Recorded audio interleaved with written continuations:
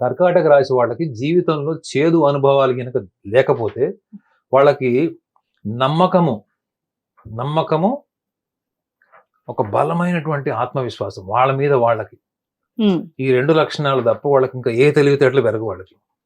ఎందుకు? వాళ్ళు ఎవరినన్నా నమ్మితే అంత గుడ్డిగా నమ్ముతారు, అంటే బ్లైండ్లీ ఆప్టమిస్టిక్ పీపుల్ అంటారు. సో వీళ్ళకి నమ్మకంతోనే జీవితంలో అన్ని సాధించుకోవచ్చు. రిలేషన్స్ కావచ్చు, ఫ్యామిలీ కావచ్చు, ఫ్రెండ్స్ కావచ్చు, సోషల్ రిలేషన్స్ కావచ్చు, ఏదైనా కానీ వీళ్ళ మూల ఆయుధం ఏంటి? నమ్మకం. సో కాబట్టి వీళ్ళకి జీవితంలో చేదు అనుభవాలు అయితేనే వీళ్ళ బుద్ధి పెరుగుతుంది. ఎదుటివారి కోణంలో ఆలోచించి ఆ ఆలోచనలో స్థిరంగా బలంగా నిలబడగలుగుతారు. మిగతా ఏ రాశికి కూడా అన్ని రాశులకు ఎంపతి ఉంటుంది, కానీ వీళ్ళు ఏళ్ల తరబడి జీవితకాలం ఉన్నా ఉంటారు. ఒక ముక్కలో చెప్పాలి మేడం, మీరు వినే ఉంటుంటారు శివి చక్రవర్తి కథ గురించి.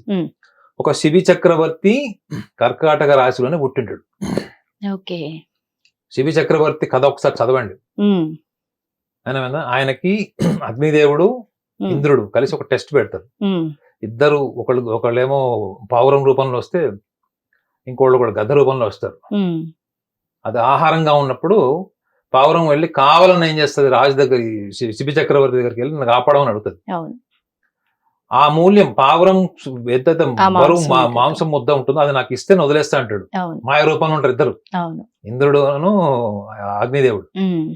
అప్పుడు ఈయన ఏం చేస్తాడు, సరే ఏముంది ఆ ఆహారం నేను ఇస్తాను అనుకుంటాడు. అది ఈయన శరీరం నుంచి ఇవ్వాలి అసలు. మొక్కలు శరీరం కోస్తున్నా కొద్దీ ఆ బరువు తగ్గదు, ఎందుకంటే మాయ రూపంలో ఉంటుంది కదా, ఆ బరువు తగ్గకుండా చూసుకుంటారు వాళ్ళు.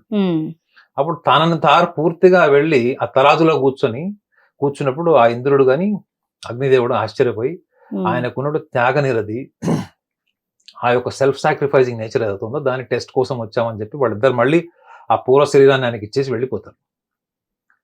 ఇది మీరు కర్కాటక రాశి వాళ్ళకి ఇన్ని గొప్ప లక్షణాలు ఉంటాయి, సెల్ఫ్ సాక్రిఫైసింగ్ ఉంటారు, వాళ్ళు జీవితంలో దీర్ఘకాలంగా ఒక బలమైనటువంటి ఆశయంతో ఉండి దానికోసం సర్వస్వం వదులుకునేటువంటి ఒక అంకిత భావం ఉంటుంది అని చెప్తే ఎవరైనా నమ్ముతారు? అసలు నమ్మరు. అందున ఈ కలియుగంలో మన దగ్గర మైనస్ పాయింట్ ఏంటి తెలుసు madam, we have stopped appreciating others, we have stopped praising people. We are more accustomed for criticizing, fault finding, degrading, insulting.